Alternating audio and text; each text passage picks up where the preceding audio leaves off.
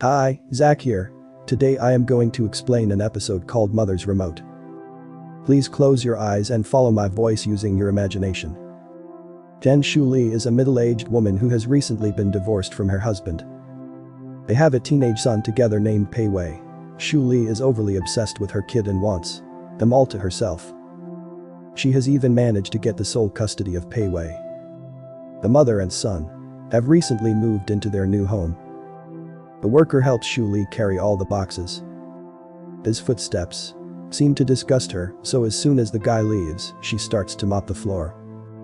Shuli is an extreme germaphobe who is obsessed with sanitation and feels compelled to clean excessively. While dusting Pei-Wei's room, she finds several boxes under his bed. She brings a suspicious one out and finds the school stamp on it. She realizes that her son has been using them to create fake test results to hide his grades from her. In school, Pei-Wei is with his friends talking about the upcoming graduation trip. They have planned to sneak out of the hotel room to go for a bike ride. As they excitedly discuss the plan, the female classmate approaches them and asks for a Pei-Wei's friend's jacket. They laugh and hand it to her, sensing a romantic relationship forming between them. She gives him a note asking him out on a date, making the guys playfully tease him. Before returning home, Pei-Wei prints out a copy of his fake report card. He plans to use the stamps at home to make the card look authentic. Pei-Wei knows that if his mother finds out about his shenanigan, she will never allow them to go on the graduation trip. Still, he takes the chance. When he reaches home, he looks for the box but cannot find it. He pretends to be studying when his mother enters the room. He sees that she has the box with her. The nervous Pei-Wei doesn't say a word, knowing that his secret is out. She starts to scold him, but he ignores her entirely. Shuli is enraged at his behavior and gets ever more furious when he says he lost his actual report card. Pei-Wei is interested in painting and doodling, but she doesn't support his hobbies. In contrast, she blames his doodles for his low grades and refuses to let him go on the graduation trip. In a fit of rage, Pei-Wei says that his father would have let him go. Following that, Shuli quietly leaves him alone. She works till midnight to calm her anger, then knocks on his door again. When he doesn't answer, she goes to a convenience store to get a cigarette. While smoking at the bus stop, Shuli notices an advertisement playing on a screen nearby. The actor questions the viewers if their children are disobedient. This catches Shuli's attention, making her listen carefully. Using the latest technology, scientists have created a remote that will help parents make their children do anything they want.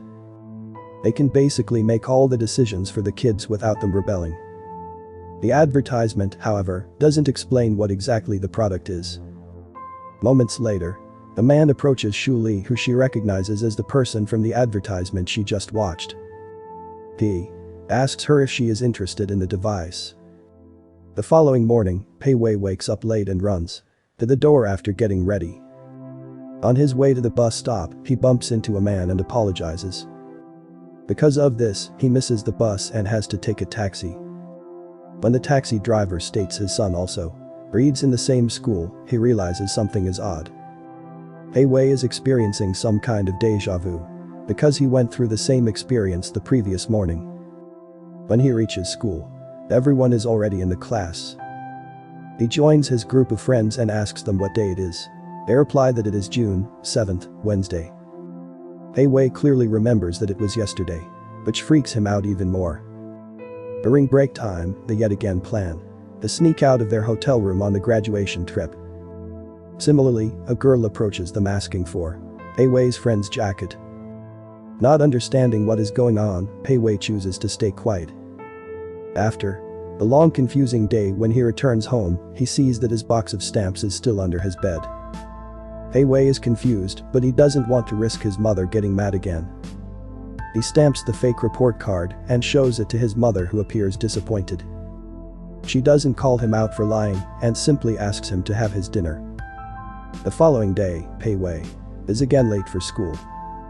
He gets ready and runs to the bus stop only to bump into the same guy for the third time.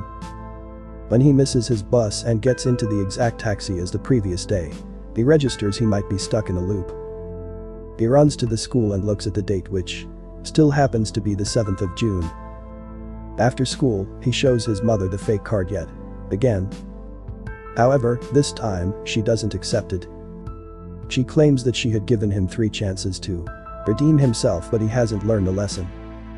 The shocked Pei-wei looks at her in disbelief as Shu-li declares if he doesn't fix his mistake, he will be stuck in the loop forever. Following that, she brings out a strange remote and presses the reset button. This turns back time for Pei-wei, making him wake up on the 7th of June for the 4th time. The remote is a controlling device she bought from the stranger at the bus stop. It is used as a torturing technique to make one's child obedient. Pei-wei wakes up and confronts his mother, but gets no reply. She asks him to make the right decision and not disappoint her this time. Still, Pei-wei does the same. For the next few days, the loop keeps on repeating. When Pei-wei finally gets tired of it, he hands her his real report card to his mother. Delighted at her first success, she instantly puts forward another obstacle for him. Shu-li knows he hates bitter gourd, so to test his obedience, she makes him eat it for dinner. Hearing the remote, he does as told. Furthermore, she demands he go to cram school starting the next day. This means that Pei-wei won't get to meet his friends anymore, still, he cannot refuse. To make him the best in his class, she plans to repeat A 15 times. That way, he can learn the same chapter 15 times while his friends only do it once. On his first day of cram school, she makes him wear the clothes of her choice. For the next 15 days, he continues going to the first day of class. Pei-wei hardly has any control. In his life, his only way to survive is to do as told. The loops make him suffocate, but his mother is too obsessive to understand his sufferings. One day after class, he goes to the school and meets his homeroom teacher. When Pei-wei insists, the teacher agrees to try to persuade his mother to let him go on the graduation trip. He arranges a meeting with her and puts forward his concerns about Pei-wei's mental health, but Shu-li is adamant about her decision. She thinks she knows the best for her kid and completely ignores the teacher's pleas. One day, Pei-wei is in the library when he meets a girl named Cheng Fanglan. She also likes to doodle, so the two instantly get along. They talk about several doodle artists and promise to meet again the next day before separating. After some days of talking, Pei-wei skips his cram class and goes to Fanglan's home for a date. He is welcomed by her painter mother and musician father. They are the exact opposite of Shu-li, which is refreshing for Pei-wei. The kids go to the terrace and paint using water guns. This is the most fun Pei-wei has ever had. As they talk about their dreams and aspirations, Fanglan says that she wants to go to New York to study arts. The next day, Shu-li gets a call from Pei-wei's teacher who informs her of his absence. Somewhere else, he and Fanglan are enjoying their date. They go to a photo booth and kiss, but their date is interrupted by Shu-li, who has found them after tracking Pei-wei's phone. She takes them out for lunch and asks Fanglan several questions about herself. When they return home in the evening, she demands Pei-wei to stop going to the library and stop seeing Fanglan immediately. Pei-wei begs her to let him have this one thing, but she stays put in her decision. Seeing him desperate for something that she doesn't like, she uses a special feature in the remote and resets the loop. Pei-wei wakes up in his bed and runs to meet Fanglan, but she doesn't recognize him. He is devastated to find that because of the remote, no one except for his mother recognizes him. Following that day, Pei-wei gets extremely sick and can hardly get up. Shu-li takes care of him to her best, but he only gets weaker. He often dreams of playing with her friends and Fanglan on a beach, but knows his dream will never come true. The scene shifts to several years later. Pei-wei has grown into a man with a stable job and high income. He is dating a girl named Zhai and has moved from his mother's house. Shu-li, however, is still very involved in his life and controls him to some point. Her obsession with cleanliness has passed on to Pei-wei. Shu-li doesn't approve of Zhai, so she is constantly looking for girls to set him up. One evening, they meet for dinner where she has invited one of such girls named Riley. According to Shu-li, Riley has recently returned from America and is looking for a partner.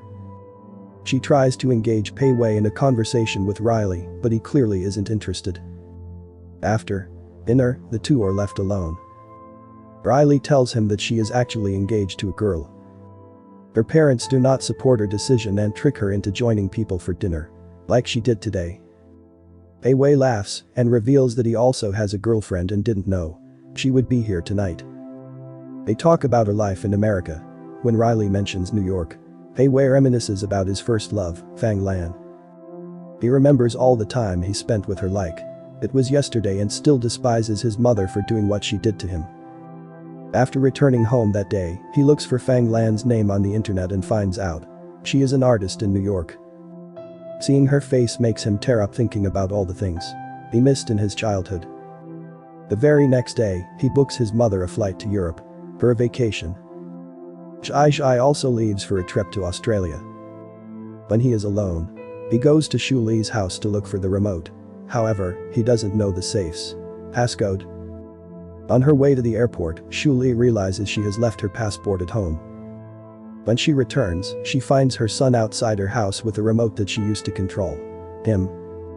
She furiously asks him what he plans to do with it. P.H.O approaches her with a remote but is hit by a vehicle midway. The scene abruptly cuts to the day he met Fang Lan for the first time. She looks at him and smiles while P.H.O cries, overwhelmed to see her after so long. We can assume that after P.H.O was hit by the vehicle, Shu Li revived him using the remote.